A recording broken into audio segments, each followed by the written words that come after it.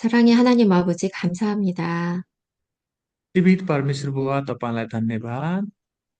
오늘 하나님과 하나님의 말씀을 알기 위해 이처럼 함께 할 수 있는 귀한 시간 주신 것 감사합니다. प्रभु यो मौका यो समय तपाईँले दिनुभयो, तपाईँलाई धन्यवाद भन्दछौँ। 또한 하나님의 말씀과 하나님을 향한 마음을 가지신 분들, 그런 마음을 주셔서 감사합니다. प्रभु तपाईँको वचन अध्ययन गर्ने यो मन, त्यो हृदय दिनुभएको निम्ति धन्यवाद भन्दछौँ।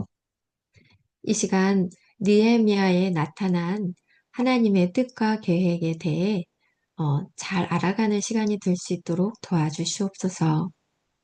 प्रभु यो समय हामी नहेमियाद्वारा तपाईँले गर्नुभएको कार्य अनि त्यो प्रभु दर्शन हामीलाई पनि दिनुहोस्। 이스라엘 왕국의 역사를 통해 천국의 역사를 이루어 가시는 하나님을 잘 볼 수 있도록 도와주시옵소서. प्रभु इजरायलको त्यो इतिहासबाट तपाईँको राज्यलाई बुझ्नको निमित्त सहायता गर्नुहोस्। 의뢰하옵고 예수님 이름으로 기도드립니다. आशिष अनुग्रह माग्छौँ येशू प्रभुको नाउँमा। आमेन। 아멘.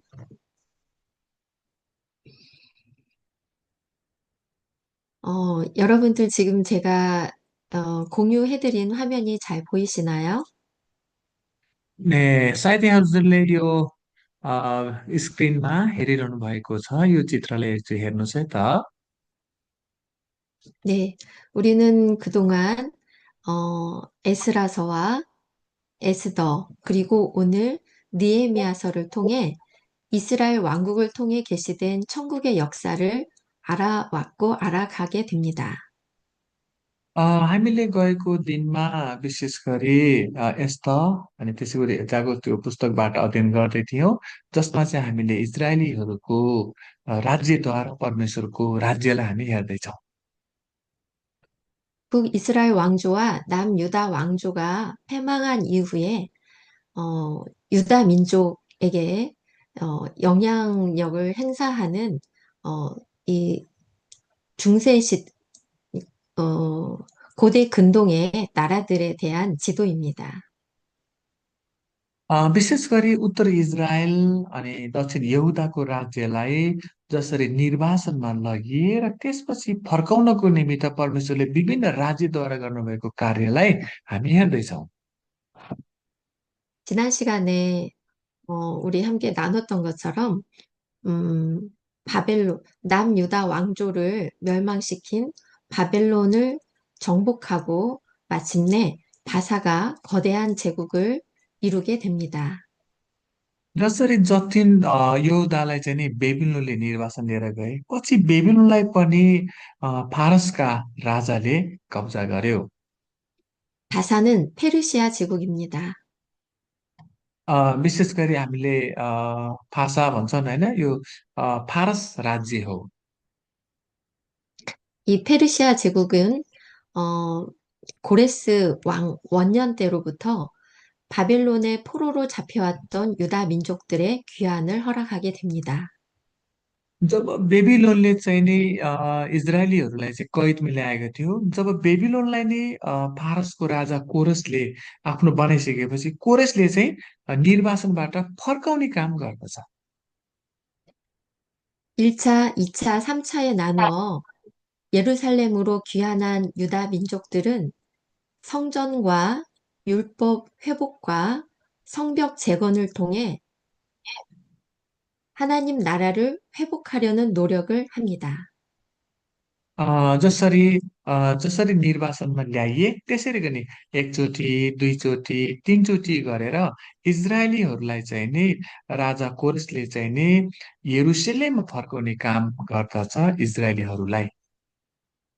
하나님께서는 다윗에게 약속하신 대로 그의 자손과 영원한 나라를 이와 같은 과정을 통해 이루어 가십니다. जसरी परमेश्वरले राजा दाउदसँग गर्नुभएको करार बाचा समय अनुसार बिस्तारै पुरा हुँदै आउँदछन्। 유다 민족 또한 성전, 성벽, 곧 성전의 개념으로 하나로 보아도 좋은데요. 이 성전의 회복을 통해 하나님께서 다윗에게 주셨던 언약이 다시금 회복되어지기를 소망합니다. जसरी भेटु नेपाल अनि पवित्र स्थान हुँदै उनीहरू आएको हुन्छ अनि परमेश्वरले आफ्नो करार अनि आफ्नो समय अनुरूप चाहिँ पुरा गरेको हामी पाउँदछौँ। 오늘 느헤미야서는 이 페르시아 제국 바사에 남아있는 어, 그 유다 민족들과 또 예루살렘 성에 회파된 소식을 듣고 3차로 귀환하는 그 과정에 대해 다루어지게 됩니다. अनि आज चाहिँ हामी नहेमियाको पुस्तकबाट अध्ययन गर्दैछौँ जसरी होइन पहिलोचोटि अनि दोस्रो चोटि जब यरुशलेममा गएको मानिसहरू चाहिँ नि एकदम होइन दुःख पाएको कुरा चाहिँ नेहेमियाले सुन्दछ। 네. 오늘 느헤미야를 본문을 들어가게 됩니다. 느헤미야는 3차 때에 귀환하는데 BC 444년에 귀환하게 됩니다.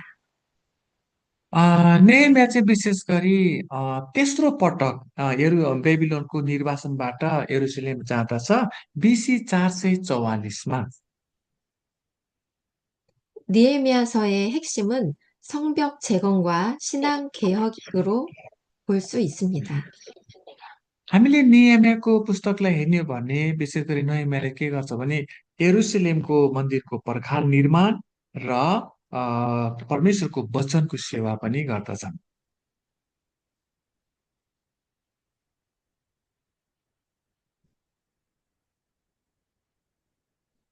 느헤미야서의 기록 목적을 보겠습니다. नेहेमियाको पुस्तक लेख्नुको उद्देश्यलाई हामी हेरौँ।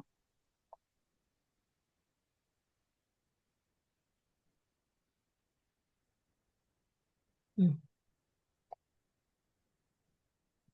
느헤미야서의 기록 목적은 3차 귀환까지 끝내고 예루살렘을 중심으로 해서 유다 땅의 재정착을 완전히 마친 상태에서 기록이 됩니다. नेमियाको पुस्तक लेख्नुको उद्देश्य चाहिँ जसरी तेस्रो पटक निर्वासनबाट नेमिया निस्किदछ र त्यसपछि गएर यरुशलेममा गएर चाहिँ नि एकदम त्यो यरुशलेमको मन्दिरको पर्खाल निर्माण गर्नमा र परमेश्वरको वचन सेवामा केन्द्रित हुँदछ। 네, 3차 귀환 때부터 이 역사를 에스라서에 이어서 기록하면서 후대의 신앙생활에 간증과 지침이 되게 하고자 기록한 책입니다. जसरी नेमियामा चाहिँ तेस्रो पटक गएको भए तापनि एजराको पुस्तक पनि वर्णन गरेको पाउँछ र भावी पुस्ताको धार्मिक जीवनको लागि चाहिँ नि एउटा मार्गदर्शन देखाएको हामी पाउँदछौँ। 느헤미야서는 그 무너진 예루살렘 그 도시를 무너진 도시뿐 아니라 무너진 믿음, 백성들의 믿음과 정체성을 다시 회복하는데 그 목적을 가지고 기록했습니다. अनि नेमियाको पुस्तक चाहिँ विशेष गरी भग्नावेश भएको यरुशलेमको सहरको पुनर्निर्माण अनि साथसाथै पर्खालको निर्माण साथसाथै उनीहरूको चाहिँ विश्वासमा पनि एकदम कमजोर भएको थियो उनीहरूले पहिचान पनि गुमाएको थियो त्यो कुरालाई चाहिँ नि बलियो बनाउने काम चाहिँ नेमियाको पुस्तकमा हामी पाउँदछौँ। 성벽 재건과 또 믿음의 회복들을 통해서 백성은 다시금 하나님의 언약 백성으로서 삶을 회복하게 됩니다. अ, यो नेमियाको कार्य मार्फत चाहिँ नि इजरायलका मानिसहरू फेरि होइन परमेश्वरको करारतर्फ फर्कनको निमित्त नेमियाले सहायता गर्दछ। 네, 그러면 다음은 느헤미야서의 특징은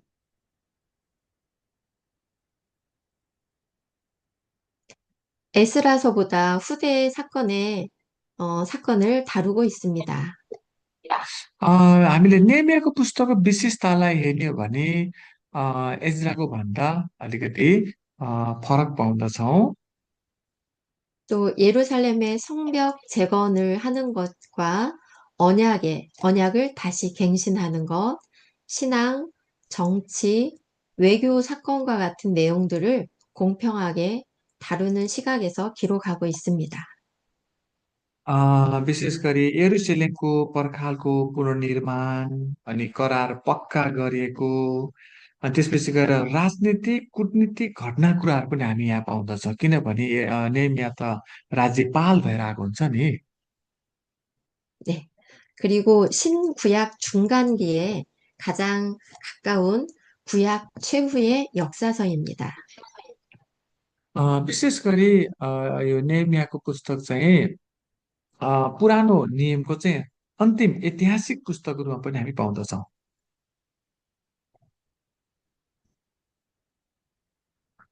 니엠에서의 본문 내용을 살펴보겠습니다. अब नेमियाको पुस्तकलाई हामी सरसर्ती हेर्दैछौँ। 느헤미야서의 본문 내용은 크게 두 부분으로 나눌 수 있습니다. हामीले दुई भागमा विभाजन गरेर अध्ययन गर्न सक्छौँ। 먼저 1장 1절에서 7장 73절까지는 성벽 재건에 관계된 내용입니다. एक अध्यायको एकदेखि सात अध्यायको 73 पदसम्म हेर्ने हो भने चाहिँ पुनर्निर्माणको कुरा हामी पाउँदछौँ। 3차 포로 귀환은 2차와 13년의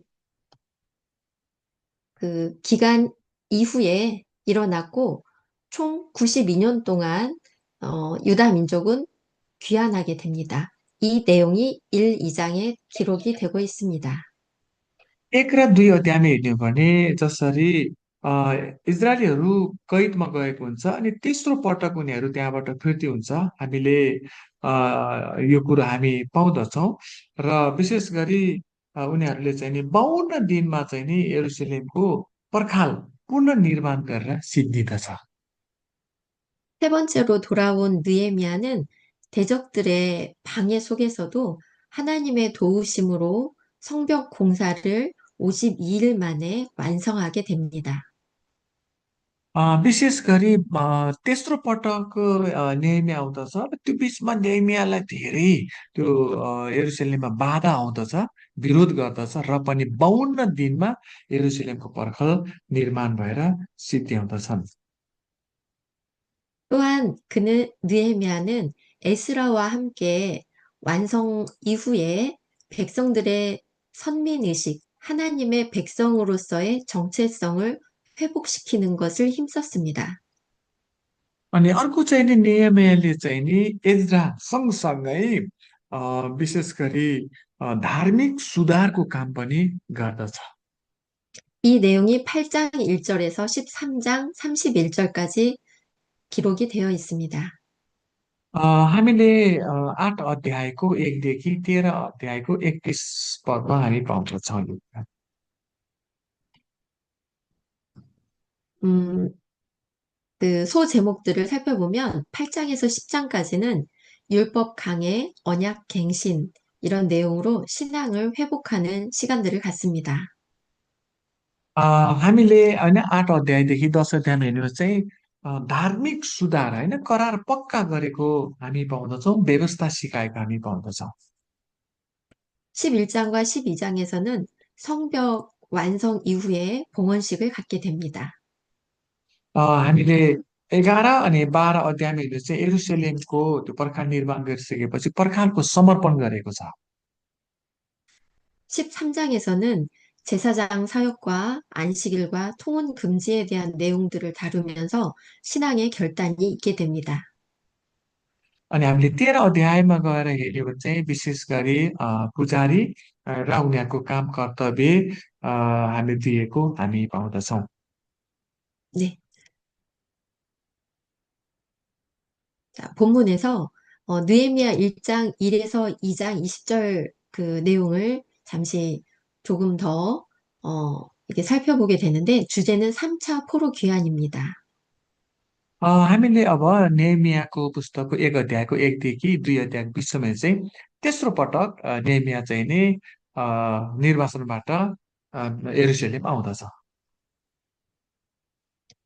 느헤미야는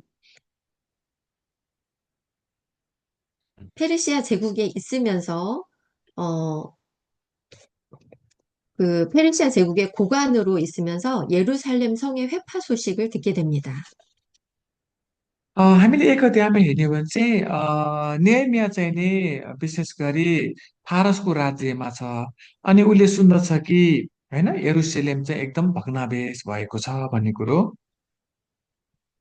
사실 느헤미야는 페르시아 제국에서 태생한 어, 그 새로운 세대입니다. 그래서 고국에 대한 그 마음이 어, 이전 선조들과 같을 수 없을 수도 있었지만 조국을 향한 그런 마음이 각별했습니다. नेहेमियाले हेर्ने भने वास्तवमा नेहेमिया चाहिँ नि फारसको राज्यमा छ।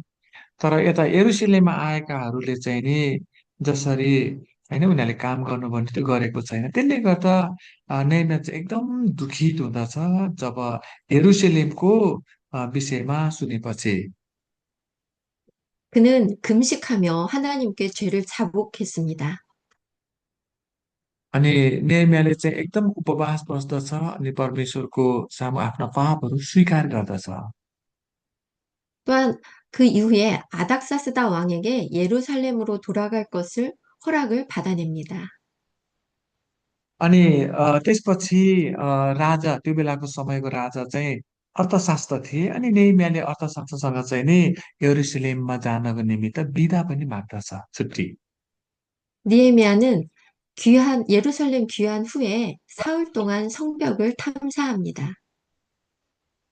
जब नेहेमिया चाहिँ नि यरुसलेम आउँदछ अनि आइसकेपछि पर्खाल पुनर्निर्माणमा जोड दिँदछ।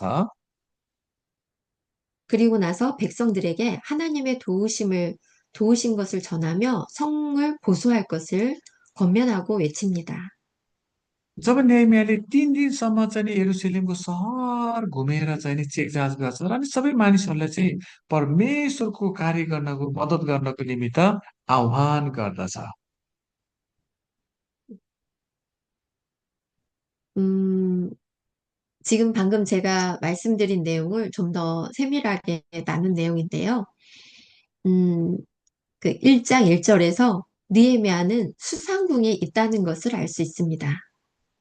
हामीले यहाँनिर एक अध्यायको एक पदमा चाहिँ नेहेमिया चाहिँ नि फारसको सहर सुसानमा रहेको छ। हामीले एक अध्यायको एक पदमा पाउँछौँ। 니에미야는 예루살렘의 소식을 들었을 때 슬퍼하는 것으로 끝나지 않고 마음의 준비를 하는 것을 볼 수 있습니다.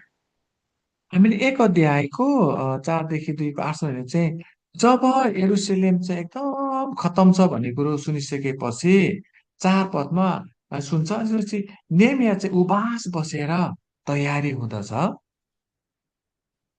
니에미야는 하나님 앞에서 간절한 기도를 했습니다. हामीले हेर्ने भने 4 पदमा नेमियाले एकदम उपवास बसेको छ नि प्रार्थना गरेको छ परमेश्वरसित। 이에 2장 1절에서 8절까지는 담대하게 왕에게 성전 건축과 조서를 부탁하는 것을 볼 수 있습니다. हामीले 2 अध्यायमा गएर हेर्ने हो भने अनि यो कुरो चाहिँ राजालाई पनि भनेको छ नेहेमियाले। 이 자료는 아닥사스다 왕에게 니에미야가 요청하는 내용입니다. 요청하는 그림입니다. यहाँनिर एकचोटि हेर्नुहोस् त राजा बसिरहेको छ अनि राजाको छेउमा रानी पनि छ। अनि अर्थशास्त्र राजालाई चाहिँ नि यसरी नेहेमियाले अनुरोध गर्दछ। 2 अध्यायको हामी 4 पददेखि तलतिर हेर्ने पनि पाउँदछौँ। 기도, 기도 후에 느헤미야가 왕의 술 간원이 된다라는 기록이 나와 있습니다. किनभने हामीले अगाडि नेम्याले चाहिँ प्रार्थना गरेको छ अनि प्रार्थना पछि राजालाई अनुरोध पनि गरेको छ। 이 당시에 왕의 술 맡은 관원장은 대단한 지휘였습니다. किनभने त्यो बेलाको समयमा राजालाई त्यो मत टक्र्याउनु भनेको चाहिँ सामान्य व्यक्ति थिएन। 술이나 음료는 왕의 입으로 들어가기 때문에 고대 왕들은 독살의 위험이 있었습니다. किनभने त्यो बेलामा त्यो खाना बनाएर दिँदै गर्दै राजाहरूलाई चाहिँ नि विषहरू हालेर मार्ने पनि गर्दथ्यो। 그래서 왕의 목숨과 밀접한 관련이 있기 때문에 자신이 가장 신뢰하는 사람에게만 이 일을 맡겼습니다. किनभने राजालाई यसरी होइन मत टक्र्याउने व्यक्ति भनेको चाहिँ सामान्य व्यक्ति होइन, किनभने राजाको होइन मृत्यु समेत हुन सक्थ्यो यदि ती मानिसहरूको हातबाट, त्यसले गर्दा एकदम ठुलो उच्च पदका व्यक्ति हुँदथ्यो। 그런데 식민지 백성인 느헤미야에게 이 술 관원장을 맡겼다는 건 대단한 일입니다. वास्तवमा त्यो बेलाको समयमा यसरी होइन एउटा कैदमा गएका मानिस, निर्वासन गएका मानिसलाई यो कार्य पाउनु भनेको सामान्य चाहिँ होइन। 술 맡은 관원장은 단순히 술이나 음료만 관리하는 사람이 아니라 왕과 함께 국정을 논의하기도 할 수 있는 그런 수준의 사람이었습니다. किनकि त्यो मत टक्र्याउनु भनेको चाहिँ मत मात्रै टक्र्याउने, राजाको जीवनै ती मत टक्र्याउनेहरूको हातमा हुँदथ्यो। 한마디로 말하면 페르시아 왕의 비서실장이라고 볼 수도 있었습니다. किनभने त्यो बेलाको शक्तिशाली राजा, फारसको राजा नेमियाको हातमै थियो। 음, 이 술 맡은 관원장의 신뢰 유지를 왕은 그의 얼굴을 보면서 살폈습니다. अनि राजाले हामी 2 अध्यायमा हेर्ने भने नेमियाको अनुहार हेर्छ अनि तिम्रो अनुहार किन उदास देखिन्छ भनेर सोधे। 왕이 니에미아에게 네 얼굴이 뭔가 수심이 있다라고 말할 때는 왕이 의심하는 것으로도 해석할 수 있습니다. किनभने यो मान्छेको अनुहार उदास देखिएको छ, यसको कहीँ गडबड त छैन भनेर राजाले मार्न पनि सक्थ्यो त्यो बेलामा। 그래서 니에미아가 크게 두려워하였던 것입니다. हामीले 3 पदमा हेर्नु भने नेमिया साह्रै डराए। 아닥사스다 왕은 성벽 재건 공사 중단을 명령을 내린 왕입니다. किनभने त्यो बेलाको समयमा राजा अर्थशास्त्र होइन एकदम शक्तिशाली राजा हो। 그런 아닥사스다 왕에게 성벽 재건을 요청한다는 것은 어, 다시 말해 목숨을 걸고 말하는 것과 같았습니다. नेहेमियाले चाहिँ नि राजा अर्थशास्त्रलाई हजुर म यरुशलेममा पर्खाल निर्माण गर्न जान्छु भनेर यसरी माग्नु भनेको आफ्नो जीवन मृत्युमा राखेर नै अनुरोध गरेको हामी पाउँदछौँ। 페르시아는 조상의 묘실을 아주 중요하게 생각한다고 합니다. त्यो बेलाको समयमा फारसको यो राजधानी अनि यो ठाउँ अति नै महत्त्वपूर्ण थियो। 이에 느헤미야는 지혜롭게 말을 꺼냈습니다. तर नेहेमियाले बुद्धिमतीको साथ भनेको हामी पाउँदछौँ। 자신의 고향의 조상의 묘실들이 불타고 성이 회파됐다는 말들로 예루살렘 성벽 재건의 요청의 말을 시작한 겁니다. किनभने तिम्रो अनुहार किन उदास देखिएको छ भनेपछि 3 पदमा नेहेमियाले भन्दछ, हजुर मेरो होइन सहर उजाड पारिएको छ, मेरो मूल ढोकाहरू आगोले जलेका छन् भने मेरो अनुहार किन उदास नदेखिने भनेर 3 पदमा नेहेमियाले भन्दछ। 이때 재밌는 사실 하나는 왕 옆에 왕비도 있었다는 기록이 있습니다. हामीले यहाँनिर 6 पदमा हेर्ने भने त्यही समयमा राजाको छेउमा रानी पनि छ। 왕은 왕후를 의식해서 대범한 허락들을 다 하게 됩니다. किनभने राजाले आफ्नो सोचले त्यो बेलामा भन्ने गर्दथ्यो। 니에미아가 무려 어, 예루살렘 유다로 다녀오기 위해 필요한 시간은 무려 12년 정도가 되었습니다. जब राजाको छेउमा रानी पनि थियो अनि राजाले खुसी साथ 12 वर्ष होइन नेमियाले छुट्टी पाए। 그 긴 시간 동안 휴가를 요청했을 뿐만 아니라, 음, 예루살렘 성벽 재건에 필요한 모든 국고 지원까지 요청을 했습니다. हामीले 6 पदमा रानी पनि साथमा थियो अनि राजाले रानी साथमा भएको कारणले है देखाउन निम्ति नेमियाले 12 वर्ष छुट्टी पनि दिएको छ यरुशलेमको मन्दिरको पर्खा निर्माण गर्न। त्यति मात्रै होइन, सर सामानहरू पनि जुटाइदिएको छ। 또한 유다 안으로 통과할 때 필요한 왕의 조서까지 요청하여 왕에게 허락을 받게 됩니다. अनि जसरी यहुदामा होइन जाँदै गर्दा त्यहाँ चाहिने सबै सामानहरू निर्माणको लागि चाहिने सामानहरू पनि राजाले नै जुटाइदिने हुकुम गर्दछन्। 이러한 배경들을 말씀드린 이유는 느헤미야 2장 8절 하반절에 내 하나님의 선한 손이 나를 도우심으로 왕이 허락하였다라는 내용의 기록이 있습니다. हामीले 8 पदको अन्तमा हेर्ने भने मेरा परमेश्वरको कृपालु हात ममाथि रहेको थियो भनेर भन्दछन् 8 पदको अन्तमा। 하나님께서는 하나님의 뜻과 계획을 이루어 가시기 위해 이방 나라의 왕의 마음이나 결정까지도 다 주관하십니다. किनभने परमेश्वरले आफ्नो उद्देश्य, आफ्ना योजना पूरा गर्नको निमित्त अन्य राजाहरूको हृदयलाई पनि चलाउनु भयो। 이에 드디어 느헤미야가 왕의 제가를 받아 예루살렘에 도착하게 됩니다. अनि यसै कुरापछि अनि 12 वर्षको छुट्टी लिएर नेहेमिया चाहिँ नि यरुशलेममा आइपुग्दछन्। 이 내용은 2장 9에서 20절에 기록이 되어 있습니다. हामीले यो 2 अध्यायपछि पाउँदा 2 अध्यायको 9देखि 20 पदसम्म छ।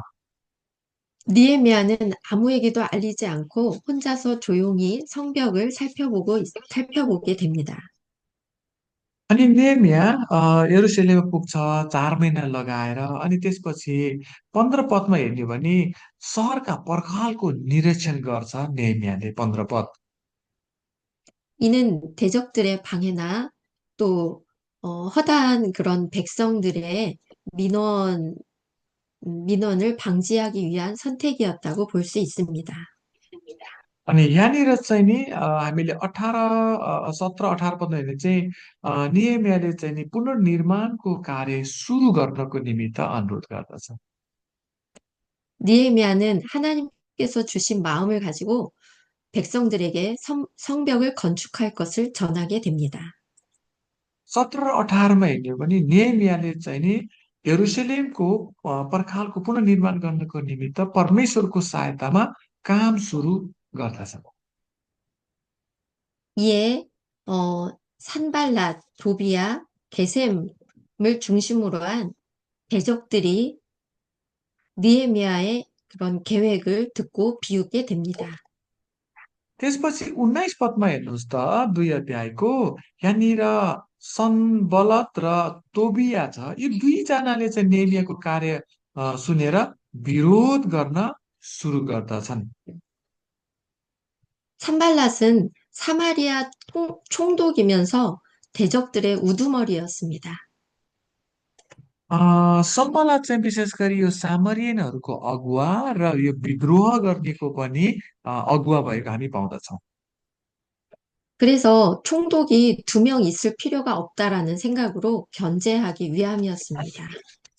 किनभने त्यो ठाउँमा पहिला नै यो सम्बलात र तोबिया चाहिँ नि त्यहाँनिर चाहिँ नि एउटा टाउकेको रूपमा के अगुवाको रूपमा थियो। त्यसले गर्दा अब हामीलाई यस्तो नियम चाहिँदैन भनेर उनीहरू विद्रोह गर्दछन्। 그럼에도 느헤미야가 이스라엘 자손을 흥왕하게 하는 사람인 것을 그들은 알고 있었습니다. त्यस कारणले यिनीहरूलाई थाहा थियो कि इजरायलीहरूको लिडरको रूपमा नेमिया आएको छ भनेर। 네. 우리가 여기서 다시 생각할 내용이 있습니다. हामी यहाँनिर अलिकति हेरौँ। 예루살렘 성으로, 예루살렘 유다 땅으로 유다 민족이 귀환했던 1차, 2차, 3차의 내용을 기억하시기 바랍니다. यहाँनिर चाहिँ त्यो रातो रातो अक्षर लेखिएको चाहिँ 1 नम्बर 2 नम्बर 3 नम्बर चाहिँ फारसबाट चाहिँ यहुदा यरुसलेम फर्केको एकचोटि दुईचोटि तीनचोटि। 이, 이 정리의 내용은 역사적인 사건 순으로 정리를 해드린 것입니다. यो चाहिँ हामीले बाइबल एउटा ऐतिहासिक रूपमा पाउँदछौँ। 1차 귀환 때는 에스라 1장에서 6장까지의 기록 내용이 해당이 됩니다. हामीले यहाँनिर सुरुमा हेर्ने हो भने एजरा 1 अध्यायको 1देखि 6। 이때 귀환을 주도했던 사람은 수룹바벨 예수아입니다. सुरुमा चाहिँ नि फारसबाट चाहिँ नि यरुसलेम फर्किआएको चाहिँ नि यरुबाबेल, जसमा चाहिँ यौसा पनि हो। 그때 바사 왕은 고레스 왕이 바사를 다스리던 왕은 고레스 왕이었습니다. त्यो बेलामा चाहिँ नि फारसको राजा चाहिँ कोरेस थियो। 1차 귀환에서 했던 내용은 성전 공사를 시작하고 어, 516년에 मन्दिरको 완공하게 된 것입니다. मन्दिरको पुनर्निर्माण गर्न सुरु गरेको छ आएर। अनि त्यसपछि मन्दिर चाहिँ नि बिसी होइन 516मा चाहिँ नि पुरा भयो। 제사를 드렸고 장막절을 지켰습니다. अनि यसरी छाप्रोबासको चाड अनि त्यहाँ अनि मनाउँछ, बलिदान पनि उनीहरूले चढाउँदछन् मन्दिर निर्माण गरिसकेपछि।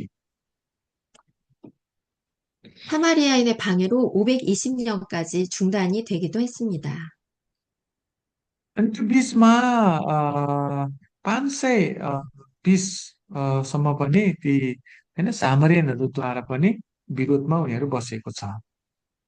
네네, BC 내용을 넣어야 되네요. 네. यहाँनिर 그 이, यो चाहिँ बिसीमा छ है त। 네네. 2차 귀환 사이에 에스더 사건이 있었습니다. अनि निर्वासनबाट आएको पहिलोचोटि आयो, अनि त्यो बिचमा चाहिँ एस्तरको घटना घटेको छ। 그리고 2차 귀환은 2차 귀환의 내용은 에스라 7장에서 10장까지 기록을 통해 알 수 있습니다.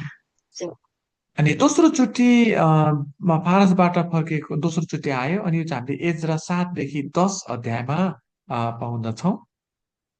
이때는 BC 458년에 에스라를 중심으로 귀환이 이루어졌습니다. अनि दोस्रो पटक चाहिँ नि बिसी अथवा ईसा पूर्व 558मा चाहिँ नि एज्राको साथ फर्किँदछन्। 이때 바사를 다스리던 왕은 아닥사스다 왕이었습니다. यो बेलाको समयमा चाहिँ राजा अर्थशास्त्र थिए। 2차 귀환해서 해결하고자 했던 문제는 통혼의 문제였습니다.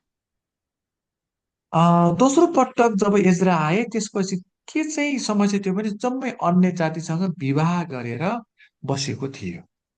네, 이방인과의 통혼의 문제였습니다. अन्य जातिसँग विवाह गरेर इजरायलीहरू भद्रगोल भएको थियो।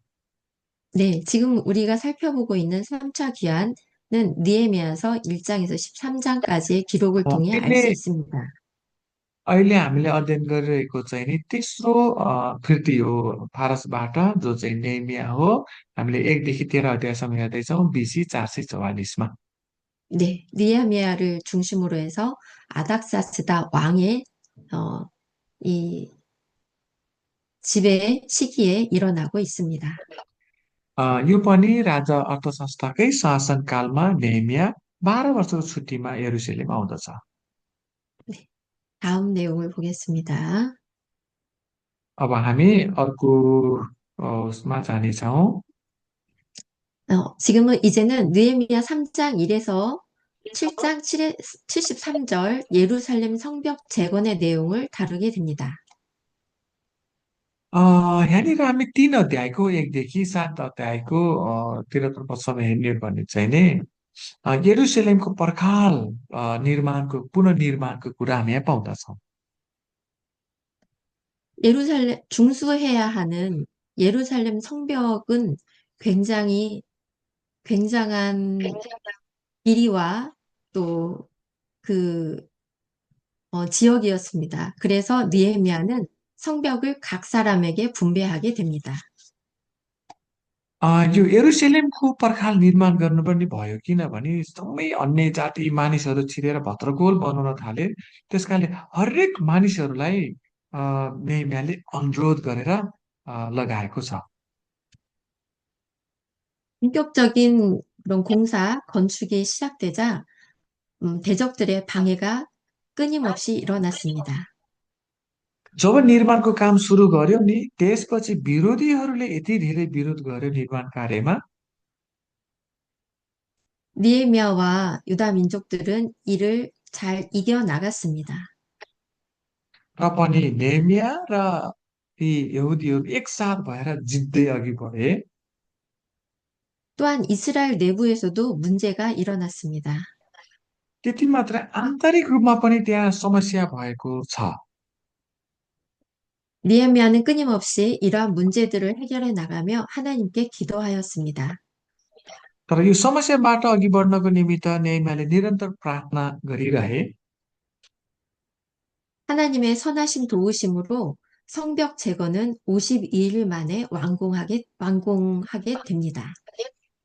परमेश्वरको सहायतामा यरुसलेमको पर्खाल निर्माण 52 दिनमा पुरा गरी सिद्ध्याए।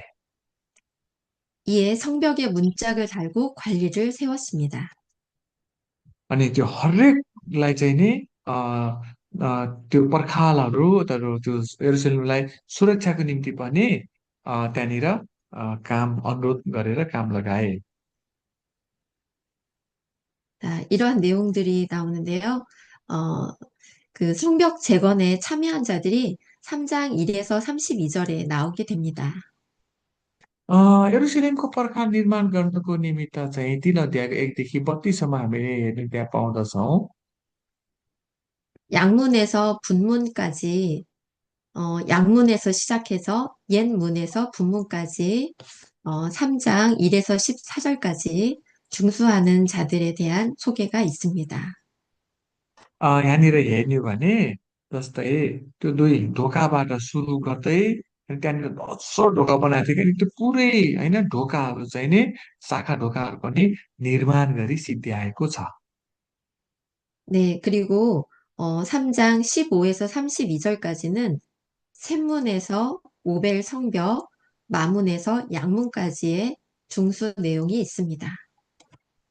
हामीले 3 अध्यायको होइन 15 देखि 32सम्म हेर्ने हो भने त्यहाँ चाहिँ त्यो हरेक होइन विभिन्न भेडाहरू ल्याउने ढोकाहरू अरूलाई ल्याउने ढोकाहरूदेखि लिएर सबै ढोकाहरू पनि निर्माण गरी सिद्ध्याएको छ। 이 예루살렘 성에는 이렇게 많은 문들이 있습니다. हामीले यो यरुसलेमको मन्दिरमा जाने यो ढोकाहरू है त 이 문에 대해서 잠시 소개를 해드리겠습니다. यो सबै ढोकाहरू हो भित्र छिर्ने ढोकाहरू। 음, 이 양문이라고 하는 문은 음, 제물로 드려질 양들을 씻어서 이 문으로 들어감으로 이 문을 양문이라고 하게 되었습니다. यहाँनिर 3 अध्यायको 1 पदमा हेर्ने भने भेडा ढोकाको निर्माण गरे पुनर्निर्माण गरे भेडा ढोका भने चाहिँ भेडाहरू ल्याउने ढोका के त्यहाँ बलिदान चढाउनको निमित्त। 이 양문이 주는 의미는 십자가입니다. हामीले यो भेडा भन्ने बित्तिकै थुमा हो थुमा भन्ने बित्तिकै हामी क्रुसलाई पनि हामी सम्झिन्छौँ। 우리 모든 인류의 죄를 대신하여 십자가에 죽으신 어린 양과 같은 예수님의 죽으심을 의미합니다. किनभने हामीले भेडाको ढोका भन्ने बित्तिकै हामी यसु ख्रिस्टलाई सम्झिन्छौँ किनकि हाम्रो पापको निम्ति यसु ख्रिस्ट क्रुसमा बलि हुनुभयो। 한밋 간문이란 뜻은 하나님의 심판을 의미합니다. अनि अर्को चाहिँ हामीले यहाँनिर होइन पूर्वपरि ढोका पनि पाउँछौँ जहाँ चाहिँ यो चाहिँ परमेश्वरको न्यायको कुरा हामी बुझ्दछौँ। 동문은 그리스도의 재림을 의미합니다. यो ढोकाले चाहिँ ख्रिस्टको दोस्रो आगमनको कुरा पनि हामी बुझ्दछौँ। 성전의 문들 중에 가장 중요한 곳에 속한다고 합니다. किनभने यो ढोका चाहिँ त्यो मन्दिरको मुख्य ढोका पनि थियो। 마하문은 말들을 출입시킨 문입니다. अर्को पनि विभिन्न होइन त्यहाँनिर भित्र छिर्ने ढोकाहरू हामी यहाँ पाउँदछौँ। 왕궁으로 통하는 문이기도 했습니다. यो चाहिँ त्यो भित्र छिर्ने होइन मुख्य व्यक्तिहरू छिर्ने ढोका। 이 문의 의미는 신자의 분쟁이라고 합니다. यो चाहिँ धार्मिक ढोकाको रूपमा हामी बुझ्दछौँ। 이 수문은 성전에서 쓰는 물을 실어 드렸던 문입니다. यो चाहिँ पानी अब त्यो भित्र पानी चाहिन्छ नि त पानी लाने ढोका। 하나님의 말씀을 의미하는 문이기도 합니다. अब पानी भन्ने बित्तिकै हामी परमेश्वरको वचनलाई सम्झिन्छौँ। 에스라가 수문 앞 광장에서 사람을 모아놓고 율법을 들려준 것을 볼 때, 성전 가까이에 위치해 있었던 것으로 보입니다. जसरी इजरायलले पनि परमेश्वरको होइन वचन सिकाउने काम गरे व्यवस्था। 샘문은 실로암 목가에 있었기 때문에 붙여진 이름입니다. यो चाहिँ हामी सिलोआम पनि भन्छौँ नि यो चाहिँ वचनलाई हामी सम्झिन्छौँ। 성령이라는 의미를 가지고 있다고 합니다. अर्को चाहिँ एउटा हामीले यहाँनिर होइन अर्को ढोका पनि त्यहाँ थियो। 이 분문은 성 안의 모든 오물을 실어내는 문이었습니다. अर्को पनि सबै छिर्नको निमित्त बनाए 10वटा ढोका मध्येमा 육적인 사역에 대한 의미를 담고 있다고 합니다. यो चाहिँ एउटा सेवाको अर्थ बुझ्दछ। 이 골짜기 문은 흰놈의 골짜기를 향하여 있는 문이기 때문에 붙여진 이름이라고 합니다.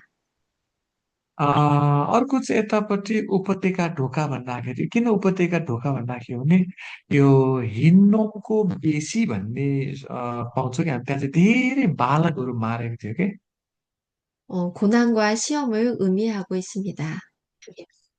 त्यो हिन्नोमको बेसी भन्ने बित्तिकै दुःख र कष्ट सम्झिनु पर्दछ। 그리고 옛문, 우리의 과거의 본성을 의미하는 옛문이 있습니다. यो पुरानो ढोका भन्थ्यो किन पुरानो ढोका भने पुरानो ढोका भन्ने बित्तिकै हाम्रो विगतका कुराहरू विगतका पापहरू अगाडिका पापहरू। 이 어문은 요단강과 갈릴리 바다에서 잡은 고기를 운반하여서 들어온 데서부터 붙여졌다고 추측합니다. अर्को अन्तिम ढोका 10औं ढोका यो चाहिँ होइन त्यो समुद्रहरूबाट त्यहाँनिर उनीहरूले माछाहरू पनि ल्याउँथ्यो के त्यही भएर त्यो ल्याउने ढोका 10वटा ढोका। 어떤 신앙적인 것에 대한 획득, 이런 의미들을 담고 있습니다. यसरी त्यो ढोकाहरूको पनि अर्थहरू पनि थिए। 이러한 문들을 성벽 재건하면서 또 나누어서 이렇게 중수하였다는 그런 기록이었던 것 같습니다. त्यो यरुसलेमको मन्दिर निर्माण गरेको ढोकाहरूको अर्थ हामीले हेऱ्यौँ। 3장에 자주 반복되는 표현은 중수, 그 다음은 그리고 연결입니다. हामीले यहाँनिर तेस्रो अध्यायमा हेर्ने हो भने यहाँनिर केही कुराहरू हामी जोडिएको पाउँदछौँ। 네. 그 궁수는 무너진 것을 다시 쌓아 올리는 것을 말합니다. यसको अर्थ चाहिँ भत्किएको कुरालाई फेरि बनाउनु। 그리고 그 다음은 전체가 구획을 성벽의 각 구간을 나누어서 어, 중수하였던 것에 대한 기록입니다. अनि अर्को चाहिँ भएको निर्माण, त्यो पछि पनि उनीहरूको हेरचाह। 그 부분은 내가 책임지고 중수한다라는 의미이겠죠. अनि यो सबै कुरो हामीले हेर्नेछौँ भनेर हामीले यहाँनिर मर्मत गरिसकेपछि उनीहरूले भनेको छ। 사장에 가서는 이 모든 것이 다 연결되었다라는 그런 기록이 나와 있습니다. हामी 4 अध्यायमा गएर यहाँनिर सबै कुरो चाहिँ नि त्यहाँनिर जोडिएको हामी पाउँदछौँ।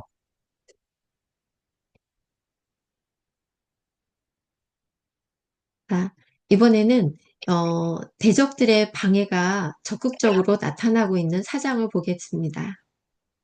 अब 4 अध्यायमा हेरौँ, 4 अध्यायमा विरोधीहरूले यति धेरै विरोध गर्छ कि 대적들은 분노하며 적극적으로 성벽, 성벽의 중수를 방해하게 됩니다. विरोधीहरूले यरुसलेमको पर्खाल निर्माण गर्न शत्रुहरूले निकै अवरोध गरे। 니에미아는 이에 하나님 앞에서 대적들의 죄를 기억하여 주시도록 기도하고 있습니다. तर त्यो विरोधीको बावजुद पनि नियमले चाहिँ निरन्तर प्रार्थना गरिरहे। 대적들의 방해가 있자 니에미아는 체계적으로 대적들을 방비할 계획들을 세워 지켜나가게 됩니다. जब शत्रुहरूबाट अवरोध आउँछ अनि ती शत्रुहरूको विरुद्धको रक्षाको निम्ति नेहमियाले निरन्तर प्रार्थना गरिरहे। 파수꾼을 두어서 방비합니다. होइन, एउटा पहरेदारको रूपमा। 백성들을 무장시켜서 어, 성벽 재건의 일과 또 방비를 병행시킵니다. यो विरोधीहरूको बावजुद पनि नेहमियाले चाहिँ नि विशेष गरी सबैलाई एकजुट बनाएर चाहिँ काम अघि बढाइरहेको छ। 대적들의 방해로 인해 백성들이 실망하고 사기가 저하됩니다. तर त्यो विरोधीको कारणले हामी 4 अध्यायको 10 पदमा हेर्ने भने चाहिँ मजदुरहरूको बल घट्दै जाँदै थियो कि विरोधी गरेपछि। 니에미아는 하나님께 대한 확신으로 두려움을 떨치도록 합니다. तर नेहमिया चाहिँ नडराइकन निरन्तर प्रार्थनाको साथ अघि बढ्दै थिए। 이번에는 성벽 공사 기간 중에 일어나는 내부적 문제들이 생겼습니다. पर्खाल निर्माण गर्दै गर्दै बाहिरी विरोध मात्रै होइन, आन्तरिक समस्या पनि आएको छ। 5 अध्यायको 1 देखि 19। 백성들은 가난에 허덕였습니다. किनभने मानिसहरू गरिब हुँदै गए, खानेकुरो छैन। 자신들의 재산과 자녀까지도 어, 노예 종으로 팔아야 했습니다. अनि मानिसहरूको गुनासो आए, आफ्ना छोराछोरीहरू दासको रूपमा बेच्न परे, पठाउन परे। 니에미아는 권력자들을 엄하게 꾸짖고 꾸짖고 문책하면서 불평의 원인을 제거했습니다.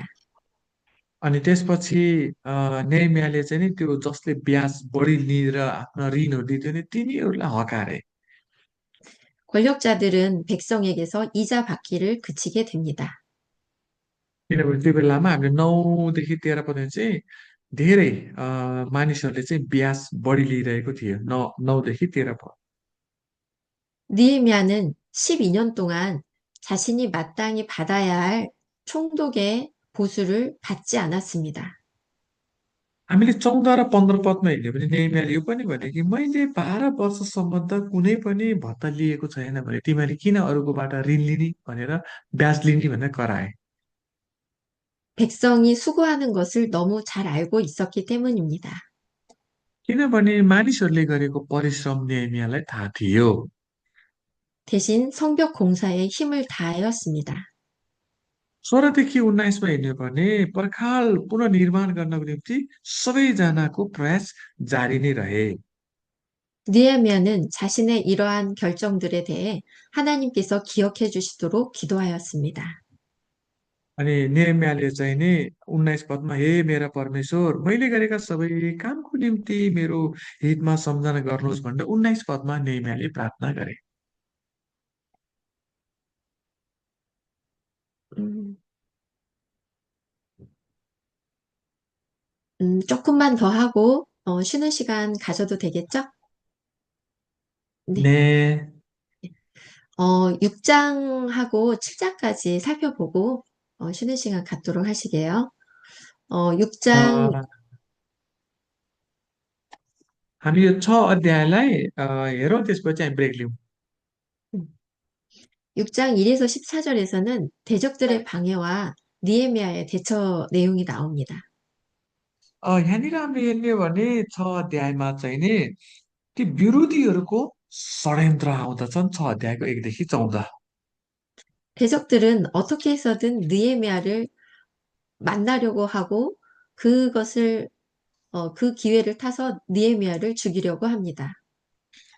ती विरोधीहरूले केही गर्दा नभएपछि नेहेमियालाई भेट्न खोज्दछन्। भेटौँ र नेहेमियालाई मारिदिउँ भनेर शत्रुहरूले नेहेमियालाई भेट्न खोज्छन्। 6 अध्यायको 1देखि 4। 또한 느헤미야가 왕을 모반한다는 그런 소문이 나게 하기도 합니다. त्यति मात्र होइन यिनीहरूले चाहिँ नि नेहेमियाले चाहिँ के गरेको छ भनेर राजालाई पनि पत्र लेख्दछन्। 그러나 느헤미야는 확고한 그런 중심을 가지고 이에 흔들리지 않습니다. तर जस्तोसुकै गाह्रोमा पनि नेहेमिया चाहिँ स्थिर बसेको हामी पाउँदछौँ।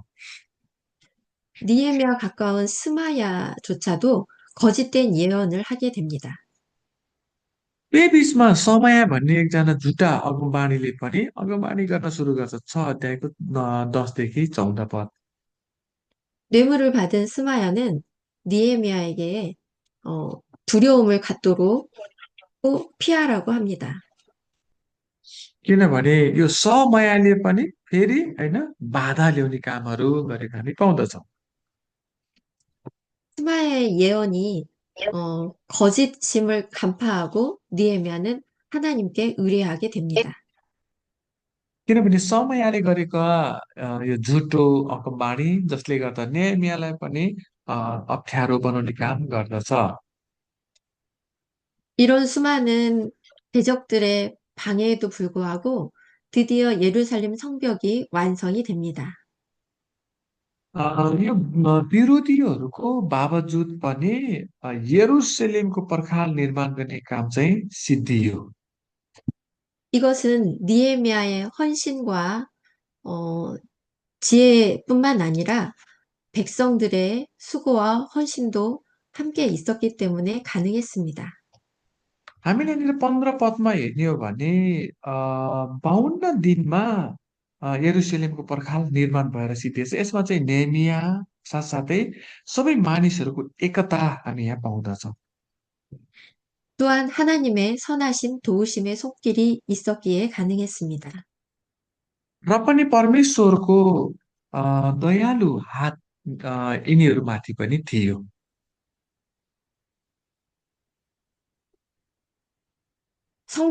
성벽의 중수를 방해했던 원수들까지도 감탄을 했습니다. र अन्तमा गएर ती विरोधीहरू ती शत्रुहरू पनि हार खाएको छ।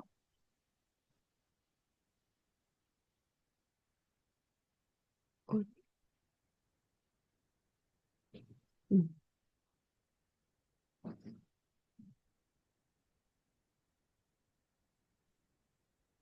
성벽 완성 후에는 성벽 관리자를 세웠습니다. अनि त्यसपछि यो यरुसलेमको पर्खाल निर्माण गरिसकेपछि त्यसको सुरक्षाको लागि पनि मानिसहरू खडा गरेको छ। 니에미아의 동생 하나니와 영문의 관원 하나냐를 관원으로 임명해서 예루살렘을 관리하게 했습니다. यरुसलेमको पर्खाल निर्माण गरी सिद्धिसकेपछि होइन नेमिया लगायत अनि हननिया लगायत त्यो मानिसहरू चाहिँ सुरक्षाको निम्ति पनि त्यहाँनिर खटाए. 또한 구체적으로 성문을 열 때와 닫을 때도 정하여서 지키도록 했습니다. त्यति मात्र होइन, त्यो मूल ढोकाहरू खोल्ने बन्द गर्ने सुरक्षा दिने यी सबै त्यो विरोधीहरू नआउनको निमित्त सबै तयार गरे. 7장 5에서 73절에는 귀한 जा들에 대한 계수의 내용이 나옵니다. हामीले 7 अध्यायको 5 देखि 73सम्म हेर्ने हो भने विशेष गरी अ, यरुसलेमका होइन विभिन्न मानिसहरूको त्यहाँ नामहरू सहायता गर्ने व्यक्तिहरू हामी पाउँदछौँ. 처음으로 돌아온 자들의 계보에 대한 내용이 나옵니다. यो चाहिँ यहाँनिर हामीले 7 अध्यायमा हेर्ने हो भने कैदबाट फर्केर आएकोहरूको सूची हामी यहाँ पाउँदछौँ. 음, 예루살렘, 어, 예루살렘으로 귀환했지만, 그 넓이에 비해서 주민이 없었기 때문에, 예루살렘 성읍의 거주민을 확보하기 위함이었습니다. यरुसलेममा मानिसहरू त आएको थियो, सङ्ख्यामा अझै कमी थियो कि त्यसले गर्दाखेरि अझै धेरै थप्नको निमित्त यहाँनिर अझै सङ्ख्या हामी यहाँ पाउँदछौँ.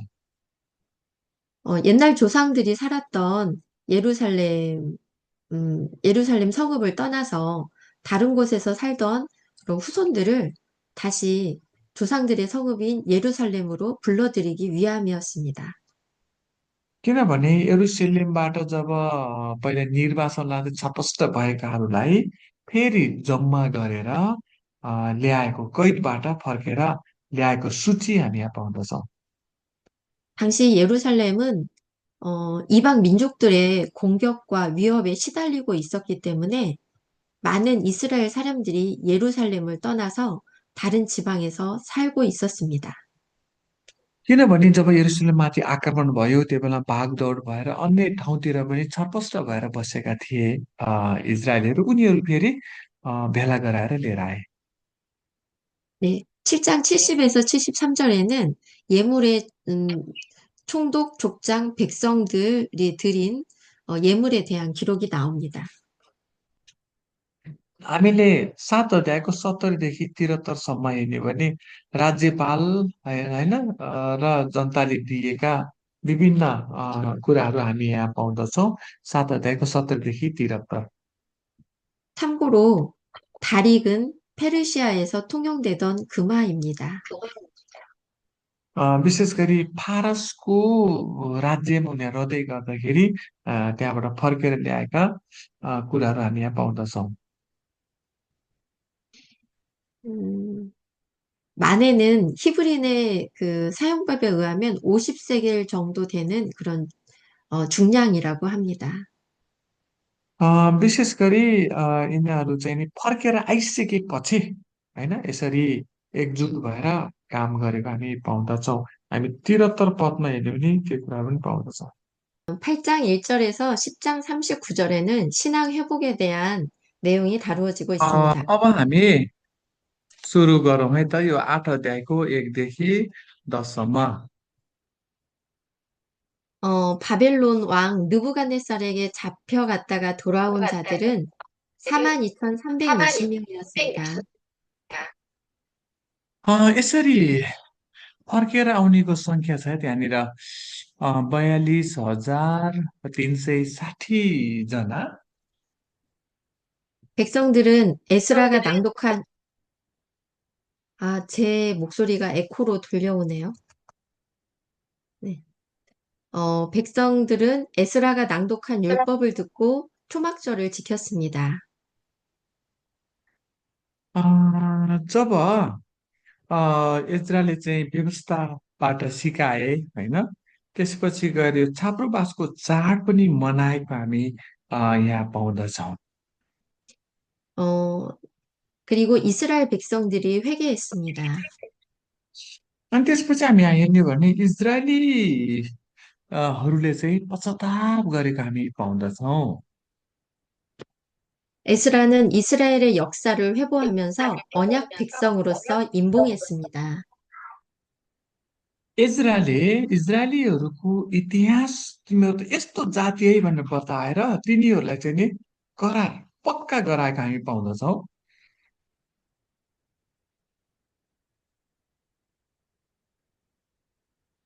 8장 1에서 18절을 보면 백성들의 모임이 있습니다.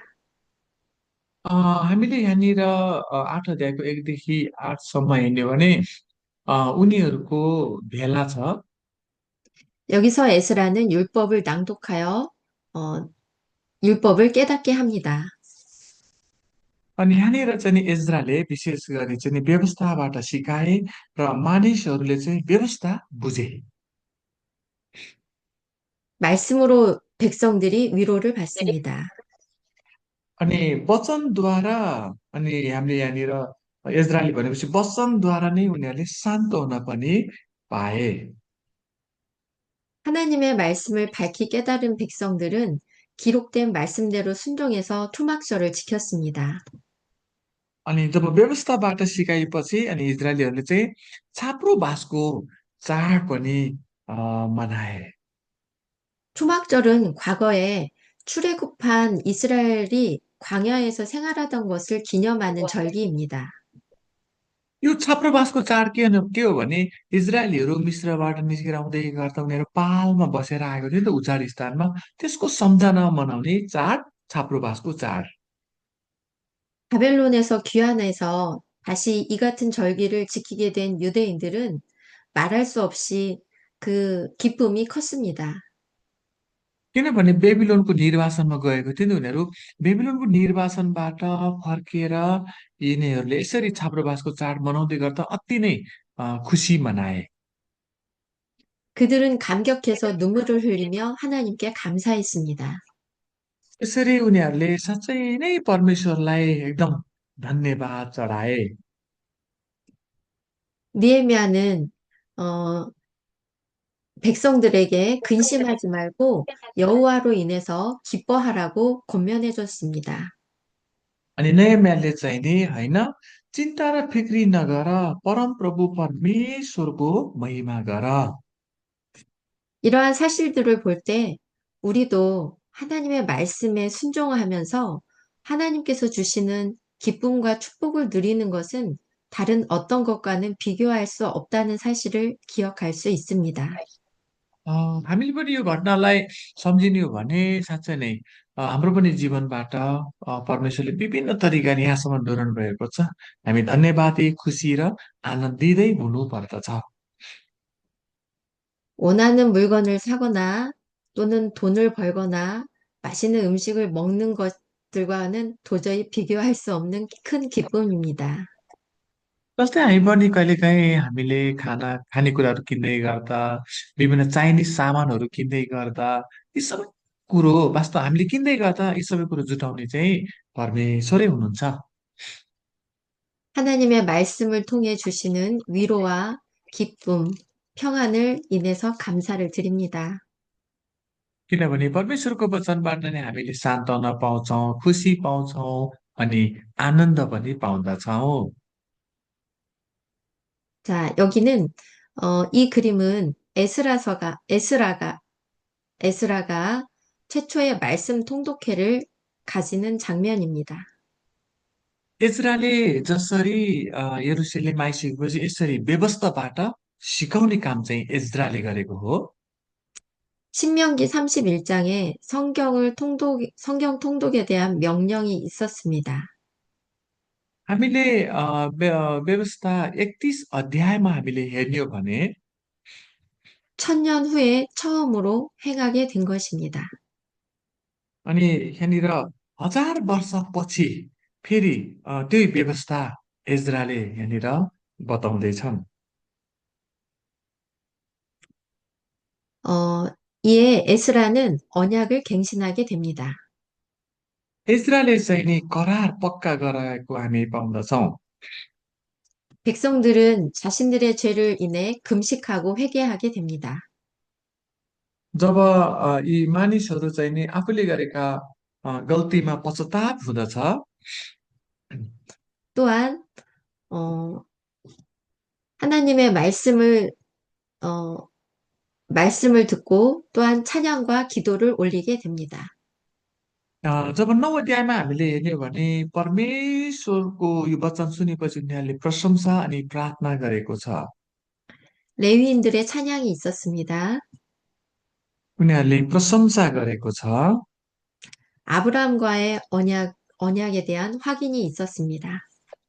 लेवीहरूको प्रशंसा, अब्राहमको करार, 애굽에서 구원하신 하나님을 찬양했습니다. अनि मिश्रबाट डोर्याउनु हुने परमेश्वरको महिमा, 율법을 어긴 백성들이 죄를 자복했습니다. अनि कानुन अनि व्यवस्थालाई तुच्छ मान्ने मानिसहरूले पनि फेरि यहाँनिर मानेको हामी पाउँदछौँ। 가나안 땅을 주어 차지하게 하신 하나님을 기억했습니다. कनानको भूमि कब्जा गर्नको निमित्त सहायता गर्नुहुने परमेश्वरलाई सम्झे। 조상들의 행악과 심판, 구원에 대해 하나님 앞에 고백했습니다. पिता पुर्खाहरूले भोगेका कष्टहरू अनि परमेश्वरले गर्नुभएको न्याय र मुक्तिको पनि सम्झना गरे।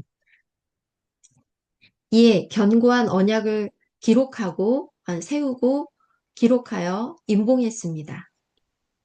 अनि यसरी 32 देखि 38 अध्यायमा हामीले हेर्यो भने करारलाई पक्का गरेको हामी पाउँदछौँ। 임봉한 자들의 이름이 나옵니다. अनि यहाँनिर हामीले त्यो करार पक्का गरेर 10 अध्यायमा हेर्नेमा चाहिँ सम्झौता गरेको हामी पाउँदछौँ। 제사장들, 레위인들, 우두머리들의 이름이 기록이 되어 있습니다. यहाँनिर पुजारीहरू, लेवीहरू र अन्य अगुवाहरू 맹세한 자들과 맹세의 내용이 기록이 되어 있습니다. अनि पालना गर्नुपर्ने कुराहरूको पनि यहाँनिर बाचा गरेको छ। 세 가지 약속은 이방인과 금혼할 것, 안식일을 성수할 것, 성전을 지키는 내용이었습니다. उनीहरूले खास चाहिँ यसमा चाहिँ तीनवटा कुरा चाहिँ नि पक्का गरेको हामी पाउँदछौँ। के गर्यो भने उनीहरूले बाचामा चाहिँ नि अन्य होइन विदेशीहरूसँग चाहिँ अन्य जातिहरूसँग विवाह नगर्ने, सभा दिनलाई पालना गर्ने र यरुसलेमको मन्दिरलाई सुरक्षा दिने। 우리가 우리 하나님의 전을 버려두지 아니하겠다라는 마지막 약속을 하고 임봉한 것입니다. अनि अन्तमा चाहिँ हामीले 10 अध्यायको अन्त्यमा हेर्ने हो भने हामी परमेश्वरका भवनको अवहेलना गर्ने छैनौँ भनेर 10 अध्यायको अन्तिममा 39 अध्याय पाउँदछौँ। 다음 장은, 음,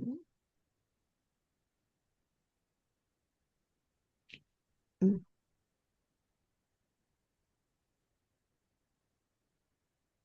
네. 다음 장은 느헤미야 11장 1에서 12장 47절까지 성벽 봉헌에 대한 기록이 나와 있습니다. हामीले अब 11 अध्यायको 1 देखि 12 अध्यायको 47सम्म हेर्नेछौँ। 그리고 백성들은 예루살렘과 지방에 나누어 거하게 됩니다. अनि मानिसहरू यरुसलेम र अनि वरिपरिका ती प्रान्तहरूमा बसोबास गर्दथे। 제사장과 레위인의 계보를 기록했습니다. अनि पुजारीहरू अनि लेवीहरूको वंशको बारेमा नि हामी यहाँ पाउँदछौँ। 성벽 봉헌식을 거행하면서 하나님께 찬양을 드렸습니다. अनि पुजारीहरू लेवीहरू त्यति मात्र होइन यरुसलेमको पर्खालको समर्पणको सेवा पनि उनीहरूले गरे। 12 अध्याय 11장 1절에서 2절에서 제비를 뽑는 내용이 있습니다. हामीले यहाँनिर 11 अध्यायको 1 देखि 24मा हेर्ने हो भने 왜냐하면 언약을 지키기로 서명을 했는데, 그러면 예루살렘에서 살아야 성전도 지킬 수 있습니다. किनकि अन्य प्रान्तमा बस्नुभन्दा यरुसलेममा बस्यो भने त यरुसलेमको मन्दिरको पनि सुरक्षा हुन्छ नि त, त्यही भएर। 앞서 말씀드린 것처럼 예루살렘에서 산다는 것은 위험한 일이었습니다. किनभने यरुसलेममा बस्नु चाहिँ फेरि डर मर्दो थियो कि, किनभने त्यहाँ अन्य जातिहरू आएर विरोध गर्दथ्यो के। 공격당할 위험도 있었고, 거주할 가옥도 없고, 주민도 없어서 사람들이 안 살려고 했던 겁니다. त्यो बेलामा यरुसलेममा बस्न चाहिँ मानिसहरू डराउँथे, किनभने त्यहाँका वरिपरिका ती सामरियनहरूले चाहिँ आएर आक्रमण गर्ने डर हुन्थ्यो। अनि पहिला पनि उनीहरूलाई आक्रमण गरेर लिएर गएको, त्यसले गर्दा यरुसलेममा बस्न चाहिँ नरुचाएर अन्य प्रान्तमा बस्थे। 제비도 뽑고 자원하는 모든 자를 위해서 백성들이 복을 빌었습니다. त्यसै कारणले यरुसलेममा बस्नको निमित्त चाहिँ नि पुनर्वासको लागि भनेको हामी पाउँदछौँ 11 अध्यायको 1 देखि 36मा। 데뷔 뽑힌 사람들도 예루살렘에서 거주하게 됐습니다. अनि ती मानिसहरूलाई चाहिँ छानेर ल्याएर चाहिँ नि यरुसलेममा राखेको हामी पाउँदछौँ 11 अध्यायमा। 이에는 유다 자손, 베냐민 자손, 제사장들, 레위인들, 그의 사람들이 예루살렘에 거주했습니다. अनि यरुसलेम बस्नको निमित्त विभिन्न ती कुलहरूबाट, विशेष गरी यहुदाबाट, बेन्यामिनबाट, होइन, ती पुजारीहरू, लेवीहरू र अन्य। 이제 제사장들과 레위인들이 나옵니다. यहाँनिर चाहिँ नि हामीले 12 11 अनि त्यसपछि 12मा चाहिँ पुजारीहरू अनि त्यसपछि लेवीहरूलाई हामी यहाँ पाउँदछौँ।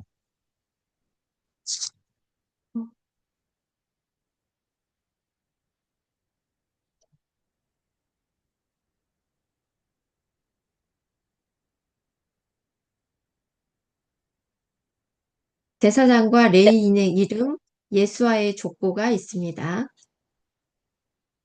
यहाँनिर हेर्ने हो भने लेवीहरू, पुजारीहरू, लेवीहरू विशेष गरी यौसासँग फर्किएका मानिसहरूलाई हामी यहाँ पाउँदछौँ।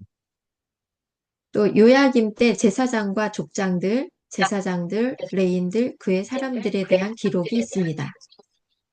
पुजारीहरू, लेवीहरू, अनि यौसाह, अनि ती विभिन्न होइन मानिसहरूको रेकर्ड हामी यहाँ पाउँदछौँ 12 अध्यायमा।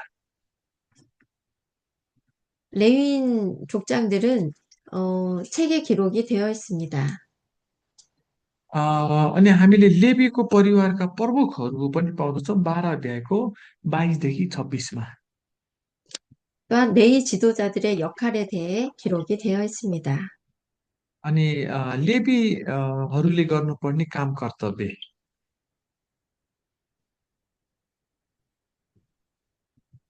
이제 성벽이 완공된 이후에 봉헌식을 갖게 됩니다. अनि हामीले 12 अध्यायमा हेर्नुहोस् यरुसलेमको पर्खाल निर्माण गरेर सिद्धियो 52 दिनमा, होइन। त्यसपछि समर्पणको सेवा हामी यहाँ पाउँदछौँ।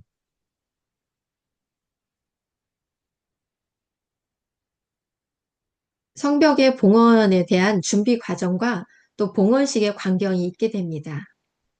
27 देखि 30मा हेर्ने हो भने तयारी गरेको छ, अनि त्यसपछि पर्खालको समर्पणको सेवा। 유다의 방벽들을 성벽 위에 오르게 합니다. त्यति मात्रै होइन, हामीले 31 पदमा हेर्ने हो भने यहुदाका अगुवाहरूलाई चाहिँ सहरको पर्खालमाथि जान पनि लगाउँछ, माथि चढाउँछ। 또 감사하는 자들의 큰 무리를 둘로 나누어서 성벽 위로 대오를 지어 가게 합니다. यसरी उनीहरूले चाहिँ नि पर्खालमाथि चढेर नै अ, त्यहाँनिर पर्खालको समर्पणको सेवा गरेको हामी पाउँदछौँ। 이 장면들은 암몬 사람 도비아의 말에 대한 복수였던 것으로 보입니다. किन यो पर्खालमाथि चढ्यो भने ती तोबियाहरूले चाहिँ नि विरोध गरेको थियो नि, तिमीहरूको यो पर्खाल त सियाल चढ्दा पनि भत्किन्छ भनेर। त्यस कारण उनीहरू पर्खालै माथि चढेर परमेश्वरलाई धन्यवाद दिए। 도비아는 이 성벽은 여우가 올라와도 허물어질 것이다 라고 말했습니다. किनभने तोबियाले के भनेको थियो, तिमीहरूले बनाएको यो पर्खालको त्यो माथि त स्याल चढ्यो भने भत्किन्छ भनेको थियो नि पहिला। त्यही भएर यिनीहरूले यो समर्पणको सेवामा चाहिँ यो 31 पदमा ती अगुवाहरू त्यो पर्खाल माथि नै चढेर धन्यवाद दिएको छ। 백성들은 기쁨으로 찬송했습니다. अनि सबै मानिसहरू 43मा एकदम खुसी भएको हामी पाउँदछौँ। 하나님이 그들을 크게 즐거워하게 하셔서 부녀와 어린아이도 즐거워했습니다. अनि ती सबै मानिसहरू होइन एकदम खुसी हुँदै परमेश्वरको प्रशंसा गरी पर्खाल निर्माण भइसकेपछि 예루살렘이 즐거워하는 소리가 멀리까지 들렸다고 했습니다. जब यरुशलेममा मनाएको यो रमाहट र खुसी होइन परसम्म पनि टाढासम्म पनि सुनेको छ। 유다 민족들의 대적들도 이러한 기뻐하는 소리와 찬송하는 소리를 분명히 들었을 것입니다. जब ती यहुदीहरूलाई विरोध गर्ने ती मानिसहरूले पनि यो समर्पणको सेवाको खुसीहरू उनीहरूले पनि सुने। 오늘을 살아가는 우리들에게도 시련과 고난과 어려움이 있을 때도 있습니다.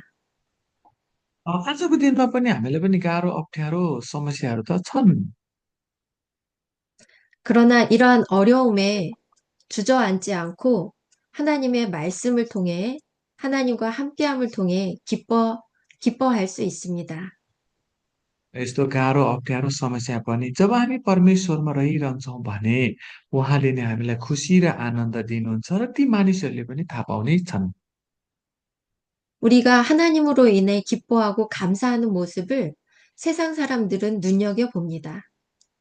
किनभने एक दिन होइन उनीहरूले थाहा पाउनेछन् कि हामीले गरेको परमेश्वरको महिमा खुसी र आनन्द यिनीहरूले पनि देख्नेछन् संसारका मानिसहरूले। 어떻게 이런 상황 속에서도 저렇게 기뻐하고 감사할 수 있지? यो दुःखको बेला पनि ती मानिसहरूले कसरी यसरी सहन सके भनेर संसारका मानिसले पनि चाल पाउनेछन्। 그들은 우리 안에 있는 기쁨의 소망, 우리의 믿음의 근원에 대해 궁금해 할 것입니다. किनभने हामीले गरेको परमेश्वरमा विश्वास र त्यो खुसी र आनन्द उनीहरूको निम्ति चाहिँ खुलदुलको विषय हुनेछ। 우리의 기뻐하고 감사하고 찬송하는 삶은 믿지 않는 이들에게 선한 영향력이 됩니다. किनभने हामीले गरेको प्रशंसा महिमा अ, ती संसारका मानिसहरूले उनीहरूको निम्ति चाहिँ ओहो यिनीहरूले त कसरी खुसी मनाउन सक्यो भनेर एउटा उनीहरूको निम्ति ज्योति बन्नेछन्। 또한 살아계신 하나님에 대한 증거가 되기도 합니다. किनभने त्यही नै हो जीवित परमेश्वरको साक्षी। 어, 이제 제사장과 레인들에게 11조를 드리는 것에 대한 기록이 있습니다. अनि पुजारी अनि लेवीहरूलाई दिएको दशांश र भागको बारेमा हामी पाउँदछौँ 12 अध्यायको 44देखि 47। 또한 어, 레위 사람들은 그 가운데서 성별해서 아론 자손에게 드리는 것이 나옵니다. हामी यहाँनिर यो दशांश व्यक्तिहरू लेवी अनि त्यसै गरी हारूनको वंशलाई दिएको भाग हामी यहाँ पाउँदछौँ।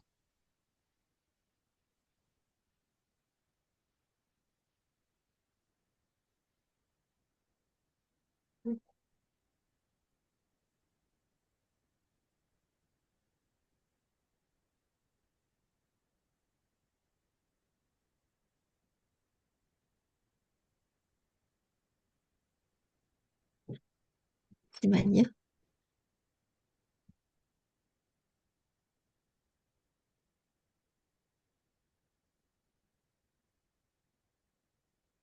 13장에 대한 기록이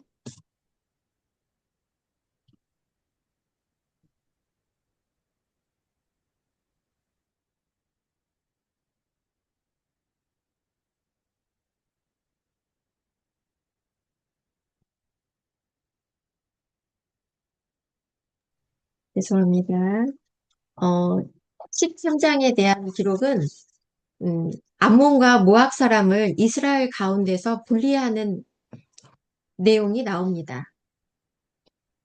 यो 13 अध्यायमा चाहिँ यहाँ 7 भएको कारणले गर्दाखेरि यहाँनिर चाहिँ नि त्यो विरोधमा रहेका मानिसहरूलाई होइन सबैलाई छुट्याएको हामी यहाँ पाउँदछौँ।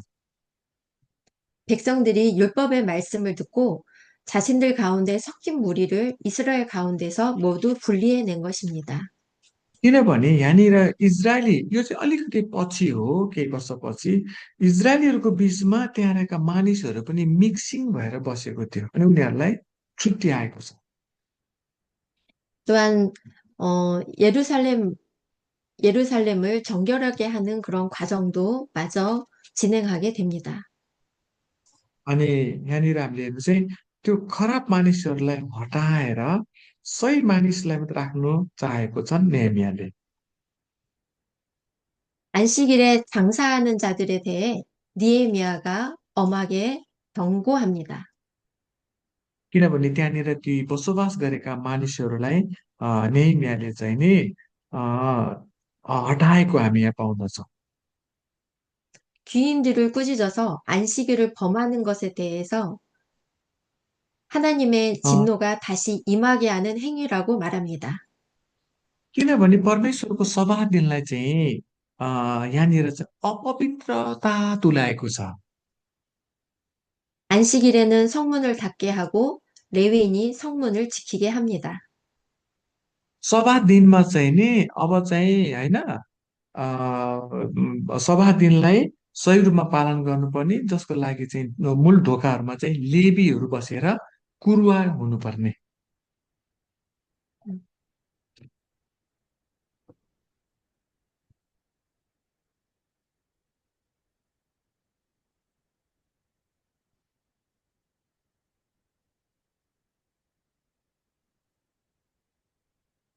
또한 유다 사람이 이방 여인을 아내로 맞이한 것에 대해 책망합니다. अनि यो यहुदीहरूले अन्य जातिलाई विवाह गरेर यहाँनिर भद्रगोल गरेको छ अनि उनीहरूलाई पनि हकारेको छ नेहेमियाले।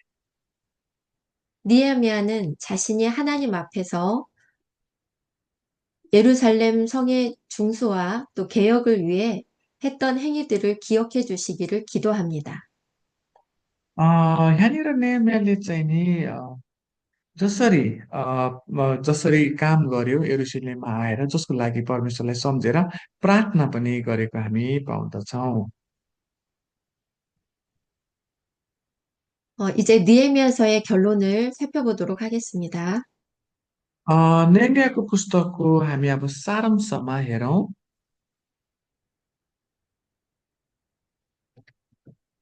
니에미아서는 포로 귀환 이후에 예루살렘 성벽을 재건했습니다. जब नेहेमियाले यरुशलेममा फर्के यो कैदबाट 또 율법을 중심으로 공동체를 회복했습니다. व्यवस्था सिकाए अनि जसरी समुदायलाई चाहिँ फेरि असल रूपमा पुनर्स्थापना गर्ने काम गरे नेहेमियाले। 하나님 나라의 질서를 회복하는 구속사적 역사서입니다. परमेश्वरको राज्यको बारेमा एउटा ऐतिहासिक पुस्तक हो नेहेमिया। 니에미아는 외적으로 내적으로 방해와 위기가 있었음에도 기도와 헌신으로 극복했습니다. नेहेमियाले होइन बाह्य पनि विरोध थियो आन्तरिक पनि एकदम विरोध थियो र पनि प्रार्थना र शक्तिद्वारा जितेको हामी पाउँदछौँ नेहेमियाले। 이로써 무너진 성벽을 52일 만에 재건했습니다. भत्किएको पर्खाललाई 52 दिनमा पुनर्निर्माण गरी सिद्ध्याए नेहेमियाले। 하나님의 백성으로서의 공동체 정체성을 회복하는 귀한 기회들이 되었습니다. तिमीहरू त परमेश्वरको चुनिएको जाति है तिमीहरूले आफ्नो पहिचान नभुल भनेर नेहेमियाले भने। 성벽은 성전과 같은 개념으로 이해하시면 됩니다.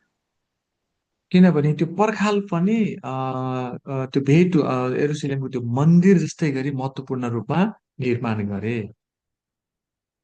성벽에 대한 제거는 하나님 나라와 외형적인 회복으로 이어집니다. किनभने पर्खालको पुनर्निर्माणले चाहिँ के देखाउँछ भने परमेश्वरको राज्यको बाह्य अ, पुनर्स्थापनाको प्रतीकको रूपमा पर्खाललाई हामी पाउँछौँ। 또한 율법을 낭독한 것과 언약을 다시 갱신한 것은 영적인 회복과 말씀 중심의 나라를 상징합니다.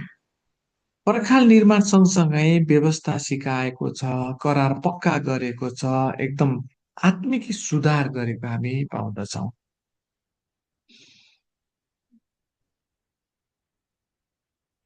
결국 니에미야서는 예루살렘의 회복을 통해서 예수 그리스도 안에서 완성될 교회와 하나님 나라의 모형을 예표합니다. हामीले यहाँनिर नेहमियाले यस पुस्तकमा यरुसलेमको पर्खालको पुनर्निर्माण गरेको मार्फत हामी के पाउन सक्छौँ भने ख्रिस्टमा येशू ख्रिस्टमा पनि हामी जब एउटा नयाँ पुनर्निर्माण भएको छ र त्यसै गरी परमेश्वरको राज्यमा हामी रहेका छौँ भन्ने प्रतीकको रूपमा हामी यहाँ पाउँदछौँ। 네. 이로써 느헤미야의 내용은 정리를 했고요. 그 마지막 यसरी नै हामी नेहमियाको पुस्तकलाई सिद्ध्याएका छौँ र अन्तमा चाहिँ 네. 자, 이 내용을 살펴보고 오늘 시간을 마치도록 하겠습니다. हामी यो 여러분께서 कुरालाई हेर्दै अन्त 지금 गर्नेछौँ। 음, 저와 함께 살펴본 내용들은 하나님의 말씀 안에서 일어나는 천국의 역사에 대한 내용입니다. अहिले हामीले अध्ययन गर्दै गरेको कुरो चाहिँ नि परमेश्वरको राज्यमा भएको कार्यहरू हो। 제가 공유해드린 내용이 보이시나요? 네, 네, 교수님. 네. 우리는 천국의 역사 가운데 사부, 이스라엘 왕국을 통해 계시된 천국에 대해서 그동안 알아보았습니다. हामीले गएको दिनमा यो हेरेका थियौँ परमेश्वरको राज्यमा त्यो पनि हामीले चौथो भागमा हामी छौँ अहिले। 첫 시간에 제가 말씀드린 대로 예수님 오시기 이전에 우리에게 주셨던 모든 계시들은 모형과 그림자라는 사실을 기억하시면 됩니다. यसु ख्रिस्ट आउनुभन्दा अगाडिको जति पनि बाइबल हामी पाउँछौँ सबै यसु ख्रिस्टको एउटा छाया हो अथवा मोडल हो। 예수님께서 이 땅에 오셔서 성취하실 모든 사건에 대한 예표였던 것입니다. यसु ख्रिस्ट आउनुभन्दा जहिलेभन्दा अगाडिको कुरा चाहिँ सबै एउटा छाया हो र मोडल मात्रै हो। 성전, 성벽의 제거는 예수님께서 친히 성전된 자신을 통해 성취하셨습니다. जब भेट हुने पाल त्यो पवित्र स्थान त्यहाँका बलिहरू सबै जब यसु ख्रिस्ट यो संसारमा आउनुभयो सबै पुरा भयो। 율법을 회복하고 언약을 갱신하는 것도 율법을 성취하시고 완성하신 예수님을 통해 성취되고 장차 완성이 될 것입니다. त्यसै गरी पुरानो करारका सबै वचनहरू यसु ख्रिस्टमा पुरा भएको हामी पाउँदछौँ। पुरा मात्रै होइन, अब ती सबै कुरो यसु ख्रिस्टद्वारा नै पूर्णतामा अब जानेछ। 율법의 요구는 우리 모든 사람들은 도저히 충족시킬 수 없습니다. किनकि व्यवस्थाले हाम्रो पापहरू मेटाउन सकिँदैन। 그것은 죽음으로써 끝나게 됩니다. व्यवस्थामा चाहिँ नि कहिले पनि पापहरू मेटाउन सकिँदैन मात्रै होइन, त्यो पापको चेतना मात्रै हुँदछ। 그러나 죄 없으신 예수님께서 이 땅에 오셔서 십자가의 죽으심으로 율법의 요구를 완성하셨습니다. जब पाप रहित यसु क्रिस्ट संसारमा आउनुभयो अनि व्यवस्थामा लेखिएका वचनहरू पुरा भए र हाम्रो पापको निम्ति उहाँ बलि हुनुभयो। 예수님께서 십자가에 죽으심으로 우리의 죄 문제를 해결해 주셨습니다. जब यसु क्रुसमा मर्नुभयो हाम्रा सम्पूर्ण पापको क्षमा भएको छ। 부활하심으로 우리의 죽음의 문제를 해결해 주셨습니다. अनि उहाँ फेरि बौरी उठ्नु पनि भयो। 그리고 하늘로 승천하셨습니다. अनि स्वर्गमा उचालिनु भयो। 하늘이란 것은 영원의 세계를 말합니다. अनि हामी स्वर्गमा उचाल्नु भयो भन्छ अनन्त राज्य। 하나님의 권위의 오른편에 앉으신 것입니다. परमेश्वरको दाहिने बाहुलीपट्टि उहाँ विराजमान हुनुहुन्छ। 예수님께서는 하나님의 뜻과 계획을 따라 다시 재림하실 것입니다. अनि बाइबलमा हामी पाउँदछौँ यसु फेरि आउनुहुनेछ। 그때에 비로소 하나님께서 우리를 향한 모든 선하신 계획과 뜻이 완성이 될 것입니다. उहाँमा प्रिय जनहरूको निमित्त लिनको निमित्त उहाँ फेरि आउनुहुनेछ। 하나님께서는 요한계시록 21장, 22장에 하나님의 뜻과 계획에 대한 완성을 기록해 두셨습니다. अ, हामीले प्रकाशको 21 र 22 अध्यायमा हेर्ने भने परमेश्वरको योजना त्यहाँ चाहिँ पूर्णता हामी त्यहाँ पाउँदछौँ। 창세기 1장, 2장으로 시작한 천국의 역사가 요한계시록 21장, 22장으로 완성될 것입니다. उत्पत्ति 1 र 2 अध्यायमा सुरु भएको परमेश्वरको राज्य अनि प्रकाश 21 र 22मा पुरा हुनेछ भनेर लेखिएको हामी पाउँदछौँ। 우리는 현재 예수님께서 오셨고 다시 오실 그 시간 동안을 살아가고 있습니다. अहिले चाहिँ हामी कहाँ छौँ भने यसु आइसक्नु भएको छ र यसु फेरि आउनुहुनेछ भन्ने समयभित्र चाहिँ हामीहरू छौँ। 예수님은 보이지 아니하시는 성령 하나님으로 우리 가운데 거하십니다. यसु ख्रिस्ट पवित्र आत्मा परमेश्वरको रूपमा आज हामी सबैमा बास गर्नुभएको छ। 우리는 살아계신 하나님, 성령 하나님을 모신 성전입니다. किनभने आज चाहिँ हामी पवित्र आत्मा परमेश्वरको मन्दिर हौ। 이 성전이 건강하게 유지가 되기 위해서는 하나님의 말씀과 하나님과 소통하는 기도의 삶이 반드시 필요합니다. हाम्रो यो शरीर चाहिँ पवित्र आत्माको मन्दिर हो अनि यो पवित्र आत्माको मन्दिर स्वस्थ राख्नको निमित्त हामी सधैँ परमेश्वरको वचन अध्ययन गर्ने र प्रार्थना गरेर यो जीवन बिताउनु पर्दछ। 지금 함께하고 계신 여러분들은 이러한 삶을 살고 계시리라 생각합니다. हामी अहिले यही तरिकाले नै जीवन बिताइरहेका छौँ हामी सबैजना। 우리가 몸의 필요를 위해 매일매일 음식을 먹듯이 우리의 영의 건강과 성장을 위해 하나님의 말씀은 반드시 매일매일 먹어야 합니다. हाम्रो शरीरको निम्ति चाहिने खानाहरू हामी दिनदिनै खान्छौँ नि त हरेक बिहान दिउँसो बेलुका। त्यसै गरी हाम्रो यो शरीर मात्रै होइन पवित्र आत्मा परमेश्वर अनि हाम्रो यो आत्माको लागि पनि परमेश्वरको वचन प्रार्थना हरेक दिन हामी खानु पर्दछ। 하나님께서 허락하신 특별한 상황 속에서 기도할 수도 있고 일상적인 삶에서 감사하며 기뻐할 수도 있습니다. त्यस कारणले परमेश्वरको योजना अनुरूप हामी खुसी शान्ति आनन्दित हुँदै प्रार्थना गर्दै वचन अध्ययन गर्दै जीवन बिताउनु पर्दछ। 이러한 삶을 부지런히 살아갈 때 우리의 대적인 사탄의 공격으로부터 우리는 건강하게 반응할 수 있고 승리할 수 있습니다. जब हामी प्रार्थना गर्छौँ हामी वचन अध्ययन गर्छौँ अनि हामीमा आउने विघ्न बाधा समस्या शैतानले ल्याउने बाधाका कुराहरूलाई हामी जित्दै अगाडि बढ्न सक्छौँ। 우리는 예수님 다시 오시기 전까지 치열한 영적 전쟁 가운데 있다는 사실을 기억하시기 바랍니다. हामीहरू यसु ख्रिस्टको दोस्रो आगमनलाई पर्खँदै हामी स्वस्थ भएर उहाँको वचनमा रमाउँदै उहाँकै सम्झनामा हामी जिउनु पर्दछ।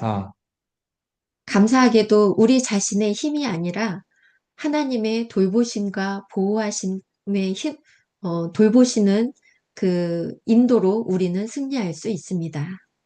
हाम्रो शक्ति सामर्थ्य हाम्रो बलले होइन, परमेश्वरको शक्ति सामर्थ्य र उहाँको बलमा नै हामी अगाडि बढ्नु पर्दछ। 쉽지 않지만 지금처럼 하나님의 말씀을 바라보는 이러한 노력을 지속해서 해나가실 때 하나님께서 더욱 축복으로 함께 해주실 것을 믿습니다. जब जब हामी परमेश्वरको वचनमा हामी जिउँछौँ, उहाँको वचन अनुसार हामी जिउँछौँ भने परमेश्वरले हाम्रो जीवनमा आशिष दिनुहुनेछ। 4주간 고생하셨습니다. यहाँहरूले यो 4 हप्ता मसँग जोडेर धेरै दुःख पाउनुभयो, परिश्रम गर्नुभयो, धन्यवाद छ। 제 강의는 ओ늘 여기까지 마무리하도록 하겠습니다. अनि उहाँको आज अन्तिम क्लास हो। उहाँलाई धेरै धेरै धन्यवाद छ। उहाँलाई हामी ताली बजाएर धन्यवाद दियौँ। 네, 교수님 수고하셨습니다. 감사합니다. 합니다. 제가 잠깐 기도하고 마치도록 하겠습니다. हुन्छ ए प्रार्थना गरौँ अनि छुटौँ होला है त। 살아계셔서 온 천하 만국을 통치하시는 하나님을 찬양합니다. प्रेमिलो अनि स्वर्ग अनि पृथ्वीको मालिक प्रभु तपाईँलाई धन्यवाद छ। 낮은 자, 비천한 자, 높고 존귀한 자가 모두 하나님의 손에 있습니다. प्रभु हामीलाई उच्च पार्ने, हामीलाई धुलोबाट उठाउने परमेश्वर तपाईँ नै हुनुहुन्छ। 존귀하신 하나님, 크고 광대하신 하나님,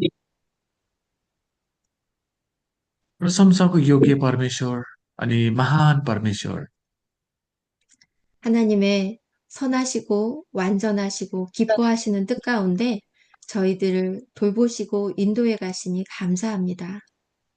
प्रभु प्रशंसा योग्य परमेश्वर तपाईँ नै हुनुहुन्छ अनि यो संसारमा तपाईँले नै हामीलाई डोर्याउँदै हुनुहुन्छ। 예루살렘 성전과 성벽의 재건을 통해서 하나님 나라를 맛보고자 했던 유다 민족들을 보았습니다. प्रभु जसरी यहुदीहरूले यरुसलेममा फर्के, यरुसलेमको मन्दिर निर्माण गरे, त्यति मात्र उनीहरूले पर्खाल पनि निर्माण गरे। 도저히 불가능한 상황 속에서도 하나님께서는 이 모든 일을 이루어 가셨습니다. त्यो विरोध अनि दुःखको बावजुद पनि सबै कुरा कार्यहरू तपाईँले नै पुरा गर्नुभयो। 너무도 감사하게 저희는 오늘 이 시간에도 하나님의 나라 가운데 있음을 감사합니다. आज पनि हामी यो समय प्रभु तपाईँकै राज्य र तपाईँकै समयभित्र हामी जीवन जिरहेका छौँ। तपाईँलाई धन्यवाद।